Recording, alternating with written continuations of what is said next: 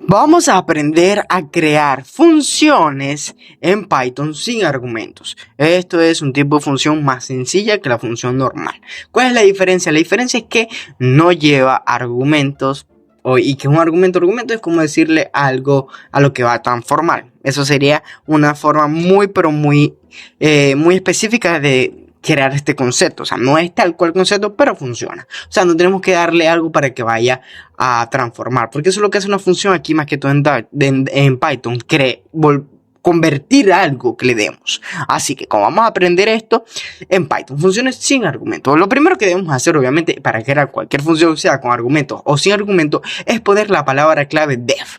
Def en Python indica al programa que lo que sigue de aquí va a ser el nombre de la función. Ya, esto es lo que va a poner. ¿Qué vamos a hacer? Vamos a hacer una función que ponga la fecha de hoy. Donde yo la ponga, si la pongo mañana, va a darme la fecha de mañana porque va a ser la fecha de ese día.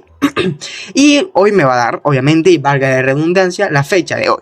Ya, ponemos entonces el nombre fecha de hoy. Nosotros podemos poner cualquier nombre, pero podemos poner hoy, podemos poner fecha de hoy o el nombre que nosotros queramos. Recuerda que aquí es lo que tú quieras. Luego colocamos dos paréntesis porque aquí debería ir el argumento. Aquí debería ir el argumento, pero como es una función que no requiere el argumento, porque si tú le das un argumento a la fecha de hoy, ¿cuál sería? O sea, sería muy extraño que le dieras un argumento porque estuvieras poniendo, por ejemplo, la fecha. ¿Ya? Entonces, ¿para qué pides una función que haga la fecha de hoy si le das la fecha de hoy? No tiene sentido. Por eso, la función sería una función sin argumentos, porque ya la función en sí va a hacer todo por su propia cuenta. Luego ponemos dos puntos.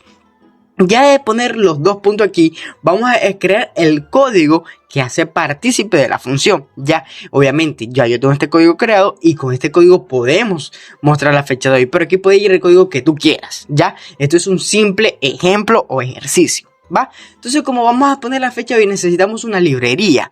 Y recuerda que para manejar una librería tenemos que poner from porque le decimos de esta librería que se llama DataTime, donde DataTime tiene una función específica para mostrar la fecha de hoy. Le decimos que de DataTime, de from DataTime, importe o import DataTime, valga la redundancia, pero así se utilizan o así se importan las funciones en Python.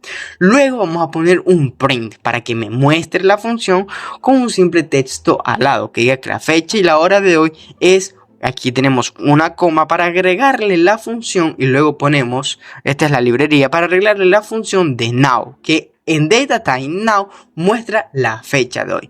Le ponemos dos paréntesis, ¿ya? Entiende que esta es la estructura. La librería, un punto y luego ponemos now, que es la función en DataTime. Luego le ponemos dos paréntesis y dentro de los dos paréntesis no colocamos nada. ¿Ya? Ya viste. Ahora, con todo esto presente, ¿qué es lo que vamos a hacer? Como siempre se hace para llamar una función, lo único que se tiene que hacer es poner la palabra. Si aquí pusimos fecha de hoy, aquí ponemos fecha de hoy. Y le dejamos estos argumentos sin nada. ¿Por qué? Porque así fue la función como la creamos. Es una función sin argumentos.